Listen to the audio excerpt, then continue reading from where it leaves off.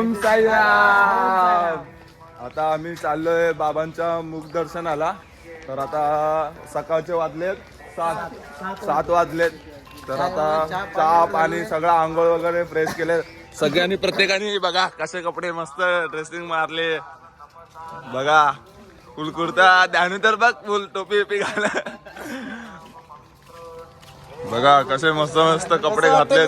शिर्डी मध्ये पोहोचल्यानंतर कसं वाटतंय सगळ्यांना? चांगलं वाटतंय. पबजी खेळायचं ना आधी. आता मस्त असं वातावरण पण खूप मस्त आहे. मित्र मंडळी सहित साई तुझ्या पावन गुरुस्थानी. मित्र मंडळी सहित साई तुझ्या पावन गुरुस्थानी. पेरू पेरू पेरू पेरू ओ काका पेरू बघा किती पेरू घेतलेत आम्ही. गोड आहेत ना बघा पेरू. अभि किती पेरू एवढे पेरू घेतलेत अभि? 7, 8, 9, 10, 11, 12. अभि किती पेरू घेतलेत? अभि किती पेरू घेतले? 12 घेतले 12. हे बघा